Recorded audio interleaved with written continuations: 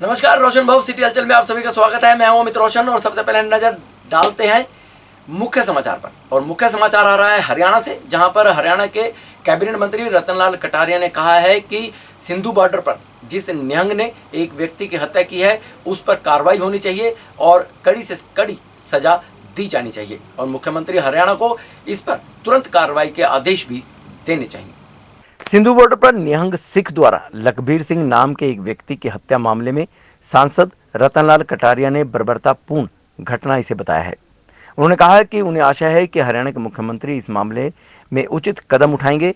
उन्होंने कहा कि सिंधु बॉर्डर पर जो जघन्य अपराध हुआ है उस पर केंद्र भी सख्त कदम उठाएगा। उन्होंने कहा कि इस मामले में तरन पुलिस ने मृतक लखबीर सिंह का रिकॉर्ड खंगाला है और तरन पुलिस ने इस मामले में कोई भी टिप्पणी नहीं की है। उन्होंने कहा कि इस कांड की निष्पक्ष जांच होनी चाहिए और किसान नेता इस जघन्य अपराध को 4 घंटे तक देखते रहे, उनके खिलाफ भी कार्रवाई की जाए। उन्होंने कहा कि इस आंदोलन को खत्म करना चाहिए क्योंकि 1 साल के दौरान ऐसी कई मौतें हो चुकी हैं और कई घटनाएं हो चुकी हैं और यह आंदोलन अपने मूल मुद्दे से भटक चुका है। उन्होंने कहा कि जैसे तालिबान के लोग अमानवीय काम करके मौत के घाट उतारते हैं, उसी प्रकार से लखबीर को बॉर्डर के ऊपर मौत के घाट उतारा गया है और संयुक्त किसान मोर्चा कई घंटों तक इस घटना को आंखें मूंदे देखता रहा। कटारिया ने कहा कि इस प्रकार से युवक के हाथ पांव काटे गए और हत्या की गई, लेकिन किसी ने उसकी जान बचाने की कोशिश नहीं की। उन्होंने कहा कि वह इस घटना की निंदा करते हैं और हरियाणा के मुख्यमंत्री से इस घटना का संज्ञान लेने के बाद इस मामले में दोषियों को जल्द से जल्द कानून के सामने पेश करने की कड़ी से कड़ी सजा दिलाने की सिफारिश करते हैं। इस एजिटेशन को विड्रॉ करना चाहिए क्योंकि इस एजिटेशन में पिछले 1 साल के अंदर ऐसी बहुत सी मौतें हो चुकी हैं, बहुत सी दुर्घटनाएं हो चुकी हैं। अब ये जो आंदोलन है ये अपने मूल उद्देश्य से भटक चुका है और मैं ये अपील करना चाहूंगा कि अब इस आंदोलन को वापस लिया जाए। समय इस बात की पुकार कर रहा है। यह बर्बरतापूर्वक मामला न केवल राज्य सरकार के संज्ञान में है बल्कि केंद्र सरकार के भी संज्ञान में है और हमें पूरी आशा है कि हरियाणा के मुख्यमंत्री इस बारे में उचित कदम उठाएंगे और अगर केंद्र की भी कोई आवश्यकता पड़ी तो उसको भी मुख्यमंत्री जी पूरी तरह से ब्रीफ करके जो सत्य है हरियाणा के इस बॉर्डर के ऊपर जो ये जघन्य दुष्कृत्य हुआ है इसकी जानकारी केंद्र के उसमें लाएंगे और केंद्र भी इस बारे में स्टेप उठाएगा। पंजाब में डेंगू के मामले लगातार बढ़ते जा रहे हैं। इस समय मोहाली की बात करें तो 1200 से ज्यादा डेंगू के मामले सामने आ चुके हैं, जिसको लेकर स्वास्थ्य विभाग सतर्क हुआ है और लोगों को डेंगू के प्रति जागरूक भी करने का प्रयास किया जा रहा है। मोहाली जिले में डेंगू का प्रकोप बढ़ता ही जा रहा है। मोहाली जिले में डेंगू के संदिग्ध मरीजों की संख्या 1200 से पार पहुंच चुकी है। डेंगू के बढ़ते मामलों को देखते हुए सेहत विभाग ने सिविल अस्पताल में डेंगू के लिए एक अलग से वार्ड भी बना दिया है। मोहाली मेडिकल कॉलेज के एमडी डॉक्टर राहुल कुमार ने माना कि डेंगू बेकाबू हो रहा है। मोहाली बेशक डेंगू के मरीजों की संख्या 1200 से ऊपर पहुंच चुकी है, लेकिन इसके बावजूद सेहत विभाग स्थिति पर पूरी तरह से नियंत्रण करने का दावा कर रहा है। सिविल अस्पताल में डेंगू के मरीजों के लिए आइसोलेशन वार्ड बनाए गए हैं, जहां इमरजेंसी में डेंगू का मरीज दाखिल किया जा रहा है।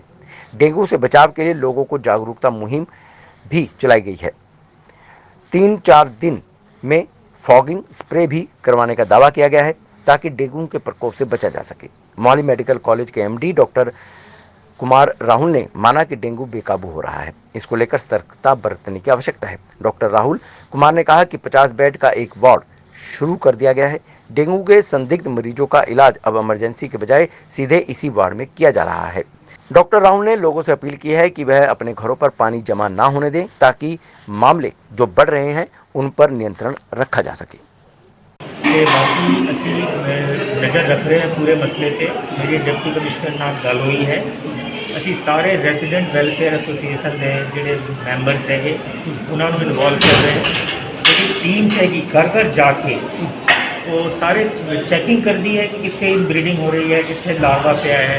तो मैं थोड़े राही सारे मोहाली के पंजाब के जोड़े नगर निवासियों ने बेनती कराँगा कि तुम अपने अपने घर के जरूर चैक करो कोई खड़ा पानी ना हो ਤੇ ਕੋਈ ਮੱਛਰ ਨਾ ਹੋਵੇ ਤੇ ਇਹਦੇ ਲਈ ਬਿਲਕੁਲ ਸਤਰਕ ਰਹੋ। ਡੇਂਗੀ ਜਿਹੜਾ ਹੈਗਾ ਬਹੁਤ ਹੀ ਖਤਰਨਾਕ ਢੰਗ ਨਾਲ ਵੱਧ ਰਿਹਾ ਹੈ ਤੇ ਸਾਡੇ ਲਈ ਬਹੁਤ ਜ਼ਰੂਰੀ ਹੈ ਕਿ ਅਸੀਂ ਸਚੇਤ ਰਹੀਏ। ਸਰ ਇਹ ਕੋਈ ਸਪੈਸ਼ਲ ਵਾਰਡ ਬਣਾਇਆ ਗਿਆ ਹਸਪੀਟਲ ਦੇ ਵਿੱਚ ਜਾਂ ਕੋਈ ਆਈਸੋਲੇਸ਼ਨ ਵਾਰਡ ਕੀ ਸਪੈਸ਼ਲ ਕੀਤਾ? ਹਾਂਜੀ ਹਾਂਜੀ, ਇੱਥੇ ਅਸੀਂ ਸਪੈਸ਼ਲ ਵਾਰਡ ਬਣਾ ਰਹੇ ਹਾਂ। ਕਰੀਬ 50 ਬੈੱਡ ਉਹਦੇ ਵਿੱਚ ਅਸੀਂ ਕ੍ਰੀਏਟ ਕੀਤਾ ਹੈ, ਜਿੱਥੇ ਡੇਂਗੂ ਦੇ ਪੇਸ਼ੈਂਟ ਨੂੰ ਅਸੀਂ ਅੰਡਰ ਆਬਜ਼ਰਵੇਸ਼ਨ ਰੱਖਾਂਗੇ। ਜੇ ਲੋੜ ਪਈ ਜਿਸ ਤਰ੍ਹਾਂ ਹੋਏਗਾ ਅਸੀਂ ਟ੍ਰੀਟਮੈਂਟ ਕਰਾਂਗੇ। ਦੇਖੋ ਪਲੇਟਲੇਟਸ वगैरह की ऐसी कोई प्रॉब्लम नहीं हैगी। ये बारे काफ़ी ज़्यादा अज्ञानता भी रहता। कई बंदे सोचने लग जाते कि प्लेटलेट्स की सानू लोड़ पेगी है, जबकि उसी पीछे भी कई जो माहिर डॉक्टर है उन्होंने कहना सी कि एक जो नंबर है उस तो थले जाए तो ही प्लेटलेट तुसी ये करो। तो असी उन्होंने इस तरह के पेशेंट को असी रैफर करते टर्शरी केयर फैसिलिटी। तो उस तरह की कोई कमी नहीं है। जोड़े भी पेशेंट को प्लेटलेट की लोड़ पेगी उन्होंने लिए हैगा, सारा इंतजाम हैगा। मोहाली में पीटीआई अध्यापकों द्वारा धरना प्रदर्शन दिया जा रहा है और यह अध्यापक सुहाना स्थित पानी की टंकी पर चढ़े हैं और इनका कहना है कि जब तक वह नीचे नहीं उतरेंगे तब तक कि उनकी मांगों को नहीं मान लिया जाता। अब इस पर राजनीति भी देखने को मिली है। इन्हीं अध्यापकों से शिरोमणि अकाली दल के नेता एनके शर्मा और आम आदमी पार्टी के नेता मिले और इनकी बातों को सुना, समस्याओं को सुना और इन्हें आश्वासन दिया। 3 दिन से मोहाली के सुहाना स्थित पानी की टंकी पर चढ़े बेरोजगार पीटीआई 686 अध्यापकों को लेकर राजनीति शुरू हो गई है। शनिवार को शिरोमणि अकाली दल और आम आदमी पार्टी के नेता इनसे मिलने पहुंचे हुए थे। डेराबस्सी से विधायक एनके शर्मा ने प्रदर्शनकारी शिक्षकों से मिले, उनकी बातों को जाना। वहीं आम आदमी पार्टी के नेत्री अनमोल गगनमान शिक्षकों से मिली, धरने पर पहुंची और कांग्रेस सरकार के मुख्यमंत्री के साथ साथ पूर्व मुख्यमंत्री कैप्टन अमरिंदर सिंह पर भी जुबानी हमला बोला। ध्यान रहे कि शिक्षक अपनी मांगों को लेकर बीते वीरवार से मोहाली के सुहाना स्थित पानी की टंकी पर चढ़कर बैठे हैं। शनिवार को एक शिक्षक की तबीयत भी बिगड़ गई थी। शिक्षकों ने सरकार को चेतावनी दी है कि जब तक मेरिट लिस्ट जारी नहीं की जाती वह पानी की टंकी से नीचे नहीं उतरेंगे। अपनी मांगों को लेकर बेरोजगार पीटीआई 686 अध्यापक यूनियन की अगुवाई में 4 अध्यापक पानी की टंकी पर चढ़े हुए हैं। पानी की टंकी पर चढ़े 4 शिक्षकों को मनाने के लिए प्रशासन के अधिकारियों की ओर से काफी प्रयास किया गया, लेकिन अध्यापक मांगे पूरी करवाने के लिए अड़े हुए हैं। बता दें कि यह वह पानी की टंकी है जिसे प्रशासन पहले ही अनसेफ घोषित कर चुका है। इस दौरान आम आदमी पार्टी की नेता अनमोल गगनमान की एसपी हरबीर अटवाल के साथ बहस भी हो गई। अनमोल मान ने कहा कि यदि कांग्रेस सरकार आम आदमी पार्टी की सुनवाई नहीं कर रहा तो 3 माह का समय निकाल लें। इसके बाद आम आदमी पार्टी की सरकार बनने पर अध्यापकों को सड़कों पर बैठना नहीं पड़ेगा। पंचकुला के सेक्टर 6 अस्पताल में लोगों ने हंगामा किया, डॉक्टरों के साथ बदसलूकी की। मामला यहां पर एक मरीज का था जिसकी मृत्यु हो गई और मृत्यु की खबर सुनने के बाद परिजन भड़क गए, डॉक्टरों के साथ बदसलूकी की। हालांकि डॉक्टर ने कहा कि जब मरीज को अस्पताल में लाया गया था तो उसकी पहले से ही मृत्यु हो चुकी थी। पंचकुला के सेक्टर 6 स्थित सरकारी अस्पताल में देर रात एक बार फिर अस्पताल में डॉक्टरों के साथ बदसलूकी व अस्पताल परिसर में घुसकर हंगामा करने का मामला सामने आया है। आपको बता दें कि मौली जागरा से एक महिला को इलाज के लिए अस्पताल में लाया जाता है, जहां पीड़ित परिवार डॉक्टरों द्वारा इलाज में देरी और लापरवाही बरतने पर महिला की मौत हो जाने का आरोप लगा रहा है, जिसके बाद मरीज के साथ आए कुछ लोगों ने अस्पताल परिसर में घुसकर हंगामा किया। अस्पताल के डॉक्टरों का कहना था कि महिला ब्रॉड डेड यानी कि मृत अवस्था में ही अस्पताल में लाई गई थी। बावजूद इसके मृत महिला के साथ आए कुछ लोगों ने नशे में धुत हालत में डॉक्टरों के साथ बदसलूकी की व गलत व्यवहार शुरू कर दिया और अस्पताल परिसर में घुसकर जमकर हंगामा बरपाया। सर एक ब्रॉडेड पेशेंट लेके आए थे अटेंडेंट ना, तो अटेंडेंट ने शायद कोई नशा कर रखा था तो उन्होंने काफ़ी बदतमीजी की और पेशेंट को भी नहीं अच्छे तरीके से देखने दिया।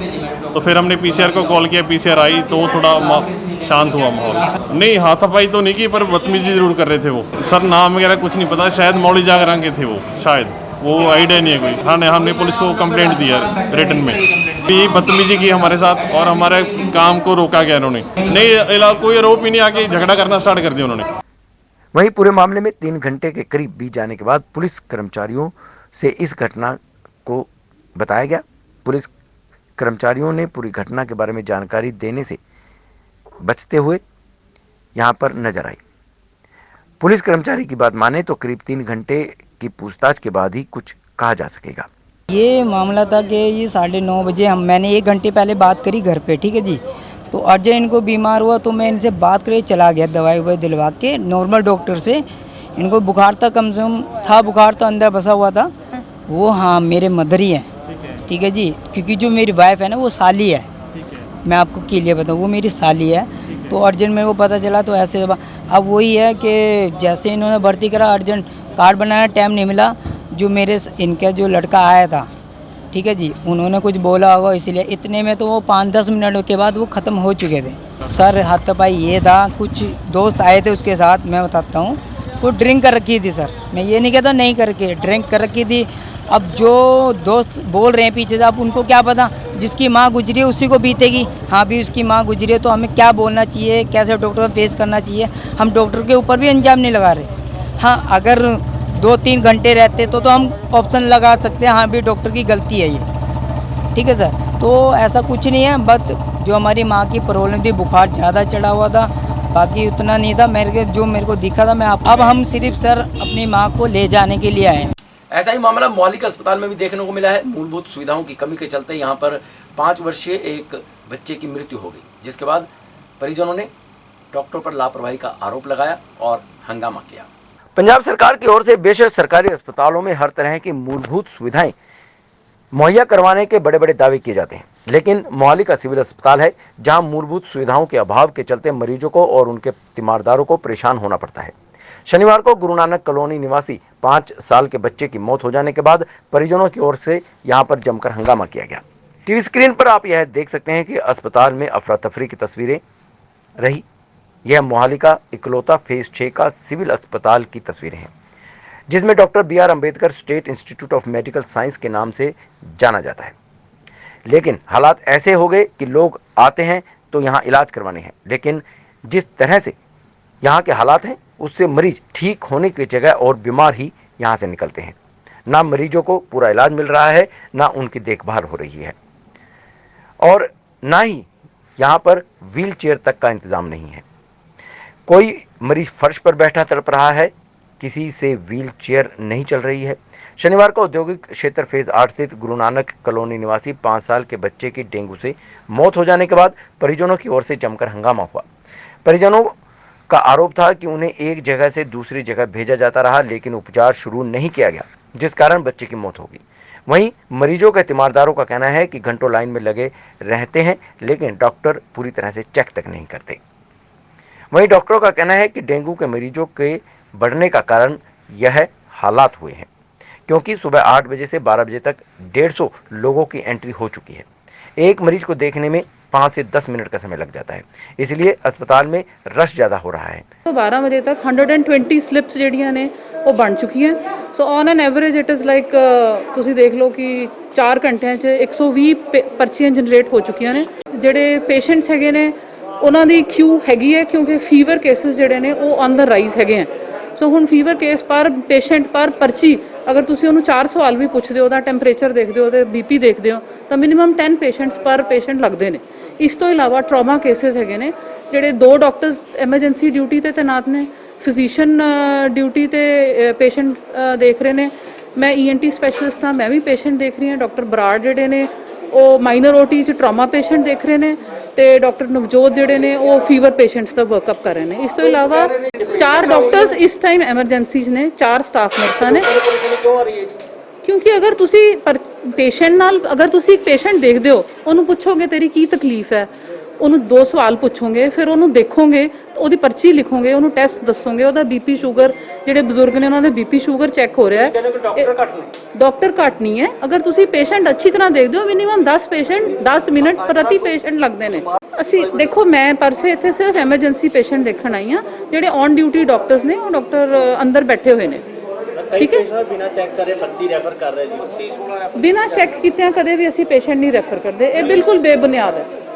ਮੈਂ ਰਸ਼ ਜ਼ਿਆਦਾ ਹੋਣ ਕਾਰਨ ਮੈਂ ਖੁਦ ਜਿਹੜੇ ਫੀਵਰ ਪੇਸ਼ੈਂਟ ਦੀ ਪ੍ਰਿਸਕ੍ਰਿਪਸ਼ਨਸ ਲਿਖਣ ਲੱਗੀ ਸੀਗੀ, बट बिना देखे कोई भी पेशेंट कदे नहीं रेफर होना। वहीं मोहाली मेडिकल कॉलेज के MD डॉक्टर राहुल कुमार ने कहा कि यदि कोई कमी है तो उसे दूर किया जाएगा। बच्चे की मौत किन कारणों से हुई इसकी भी जांच की जाएगी। ਕੱਲ ਛੁੱਟੀ ਸੀਗੀ ਜੀ ਦੁਸਹਿਰੇ ਦੀ। ਕੱਲ ਬਹੁਤ ਸਾਰੇ ਮਰੀਜ਼ਾਂ ਨੂੰ ਬਹੁਤ ਸਾਰੀ ਪ੍ਰੋਬਲਮ ਆਈਆਂ ਨੇ ਕਿ ਪ੍ਰੋਪਰ ਆਪਣੇ ਕੋਲ ਸਟਾਫ ਨਹੀਂ ਹੈਗਾ, ਜਾਂ ਇਨਫਰਾਸਟ੍ਰਕਚਰ ਦੀ ਘਾਟ ਆ, ਜਾਂ ਡਾਕਟਰ ਡਿਊਟੀ ਤੇ ਨਹੀਂ ਆਏ ਹੈਗੇ। ਕੀ ਰੀਜ਼ਨ ਹੈ? नहीं ਇਹਦੇ ਬਾਰੇ ਮੈਨੂੰ ਦੱਸਿਆ ਗਿਆ ਹੈ ਕੱਲ ਕਾਫੀ ਪੇਸ਼ੈਂਟ ਇੱਕਦਮ ਸੇ ਆ ਗਏ ਸੀਗੇ ਤੇ ਇਸ ਕਰਕੇ ਥੋੜਾ ਰਸ਼ ਪੈ ਗਿਆ ਸੀ ਅਦਰਵਾਈਜ਼ ਅਸੀਂ ਸਾਰਾ ਅਰੇਂਜਮੈਂਟ ਕਰ ਲਿਆ ਹੈਗਾ ਹੋ ਸਕਦਾ ਹੈ ਕਿ ਥੋੜਾ ਬਹੁਤ ਮਾੜਾ ਮੋਟਾ ਹੋ ਗਿਆ ਹੋ लेकिन ਹੁਣ भी अच्छा पंजाब विश्वविद्यालय में टीचर्स अपनी मांगों को लेकर लगातार प्रदर्शन कर रहे हैं। इनके प्रदर्शन को भूख हड़ताल को लगभग 40 दिन हो चुके हैं, लेकिन अभी तक इनकी सुनवाई नहीं हुई है। लेकिन अब इन अध्यापकों का कहना है कि वह बैकफुट पर नहीं जाएंगे जब तक उनकी बातों को, उनकी मांगों को मान नहीं लिया जाता, तब तक उनका यह प्रदर्शन जारी रहेगा। पंजाब विश्वविद्यालय कैंपस में Punjab federation of university and college teachers organisations की क्रमिक भूख हड़ताल शनिवार को भी जारी रही। इन टीचर्स को भूख हड़ताल पर बैठे 40 दिन पूरे हो चुके हैं। बावजूद इसके इनकी मांगों की ओर अभी तक ध्यान नहीं दिया गया है। लेकिन इस बार टीचर्स भी बैकफुट पर आने को तैयार नहीं है, जिनका कहना है कि वह तब तक भूख हड़ताल पर बैठेंगे रहेंगे जब तक उनकी मांगें नहीं मान ली जाती। Punjab and Chandigarh college teachers union से लखवीर सिंह, प्रोफेसर परमजीत सिंह, प्रोफेसर भूपेंद्र सिंह विर्क क्रमिक भूख हड़ताल पर बैठे हैं। टीचर्स पंजाब और चंडीगढ़ में 7वां वेतन आयोग लागू करने की मांग कर रहे हैं और पंजाब सरकार का फैसला वापस लेने की मांग की जा रही है। उसके अनुसार आगे के लिए टीचर्स को यूनिवर्सिटी ग्रांट्स कमीशन का वेतनमान नहीं मिलेगा। इन टीचर्स का कहना है कि अगर टीचर खुश रहेंगे तो उनका मेहनताना पूरा मिलेगा, तो बच्चों की पढ़ाई पर भी इसका असर नहीं पड़ेगा। इसलिए सरकार को उनकी मांगे माननी चाहिए। महर्षि वाल्मीकि जी के जन्मोदिवस के अवसर पर शहर भर में शोभा यात्रा निकाली गई, झांकियां निकाली गई, भजन कीर्तन होता रहा, बैंड बाजा बजता रहा। शहर के विभिन्न सेक्टरों से होती हुई यह शोभा यात्रा सेक्टर 25 में समाप्त हुई। इस अवसर पर शहर भर में शोभा यात्रा का लोगों ने दिल खोलकर स्वागत किया। भगवान वाल्मीकि प्रगट दिवस के उपलक्ष्य में शिरोमणि भगवान वाल्मीकि शोभा यात्रा आयोजक मंदिर कमेटी चंडीगढ़ की ओर से शनिवार को भव्य शोभा यात्रा का आयोजन किया गया। इस अवसर पर जहां आकर्षक झांकियों ने माहौल में आत्मीयता बना दी, वहीं बड़ी संख्या में महिलाओं ने भी सिर पर कलश धारण कर शोभा यात्रा में भाग लिया। शहर में विभिन्न जगहों पर शोभा यात्रा का भव्य स्वागत किया गया। शोभा यात्रा रामदरबार के भगवान वाल्मीकि मंदिर से शुरू होकर शहर के विभिन्न भागों से होते हुए सेक्टर 25 में संपन्न हुई। गाजे बाजे के साथ निकाली गई शोभा यात्रा में industrial area sector 31, 32, 34, Gurudwara Chowk sector 35 light point, sector 20, sector 21, 22 light point, sector 22, 23, 24 market समेत सेक्टर 25 की कॉलोनियों का माहौल भी काफी धार्मिक देखने को मिला। सेक्टर 25 पहुंचने पर कमेटी के संयोजक द्वारा शोभा यात्रा का स्वागत किया गया। वहां मौजूद सभी वक्ताओं ने भगवान वाल्मीकि जी के शिक्षाओं पर आधारित वक्तव्यों में लोगों को सामाजिक बुराइयां खत्म करने के लिए अपने बच्चों को शिक्षित और संस्कारवान बनाने का आह्वान किया। महर्षि वाल्मीकि जी की शोभा यात्रा में युवा कांग्रेसी नेता मनीष बंसल मुख्य अतिथि के रूप में शामिल हुए। शोभा यात्रा का जगह जगह पर स्वागत हुआ। सड़कों के किनारे लोगों ने भगवान वाल्मीकि जी के दर्शन किए और इस अवसर पर मनीष बंसल ने भी भगवान वाल्मीकि जी के शिक्षाओं पर चलने के लिए लोगों का आह्वान किया।